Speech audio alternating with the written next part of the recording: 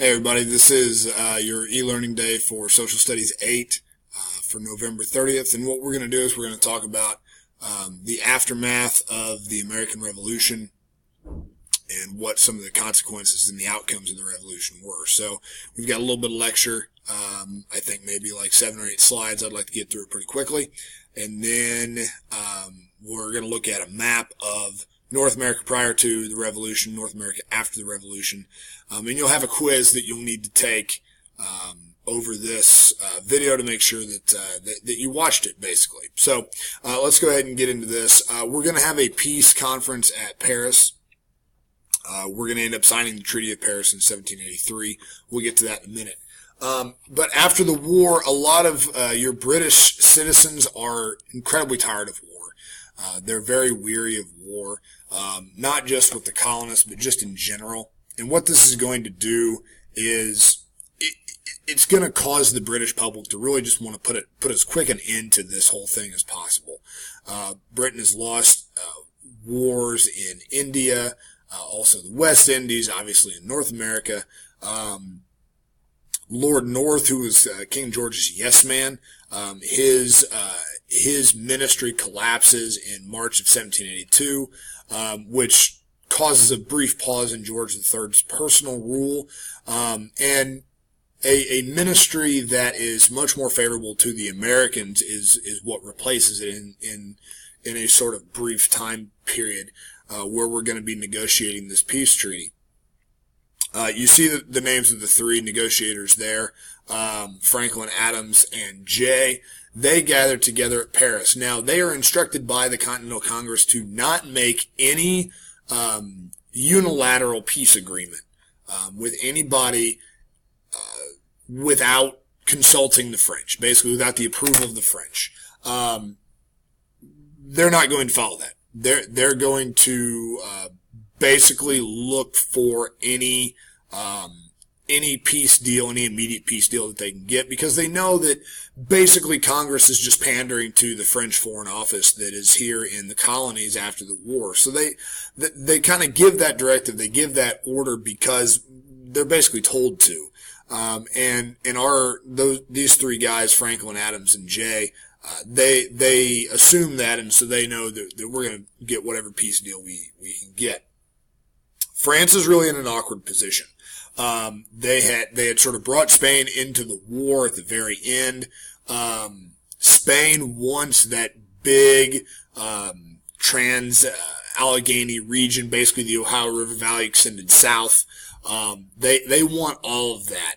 But France wants, and France would really like that. They want the United States to be independent, but they want to kind of keep us pinned east of the Allegheny Mountain Range and between there and the Atlantic coast, because that would make it a little bit easier for the French to manage America.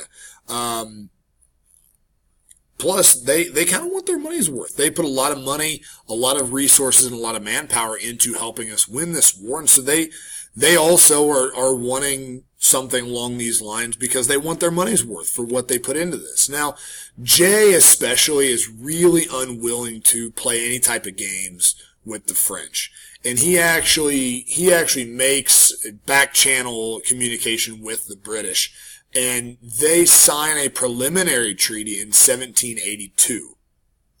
Just the Americans and the British, completely kind of cutting the French out. Not kind of cutting, completely cutting the French out. And the formal treaty is signed then in 1783. And basically what happens is Britain recognizes the independence of the United States. And there are very generous boundaries given to us. Mississippi to the west, again, because we cut Spain and France completely out of the equation, we get some pretty generous terms here in terms of our boundaries. The Great Lakes to the north and Spanish Florida to the south. And we also retain fishing rights in Newfoundland, which is actually a much bigger deal back then than what it would be today. Now, some of the American concessions, because we do have to give a little bit to get these generous terms. No further persecution of loyalists. Citizens in the colonies who are loyal to Britain can no longer have their property taken, and they can no longer be persecuted. Congress then also recommends that states return confiscated loyalist property. So if you're loyal to the British and you fled, Congress suggests that states return that property, and they also pay all debts owed to British creditors. Those are recommendations. They're not requirements from Congress to the states. Those are just recommendations. Britain obviously accepts defeat in North America, and it ends a war, and it allows England to rebuild, which is really why the British offer such generous terms, is because they just want to end the war. They just want this thing over with. Now, the territory that's granted here is enormous. Never before in a war of this type have terms been really this generous.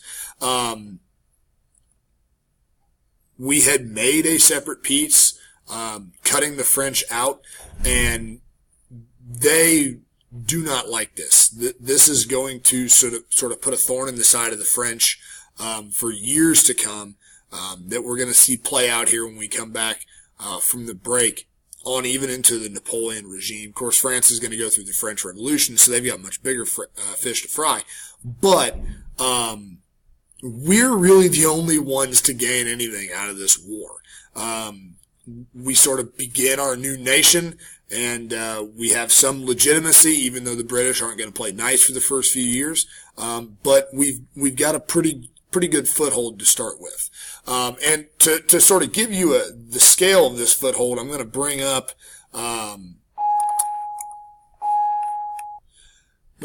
this map.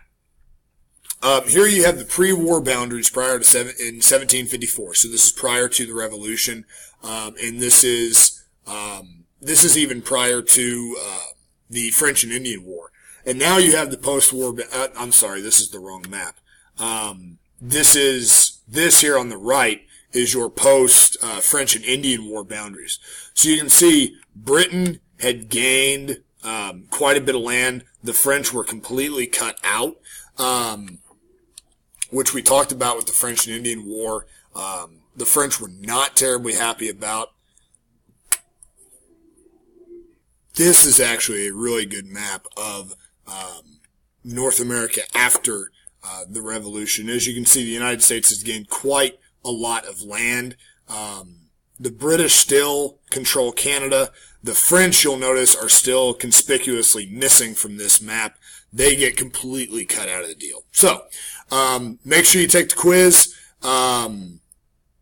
Feel free to continue to work, especially if you're in 4th hour on your projects. 3rd hour, you'll get introduced to that project tomorrow in class on December the 1st.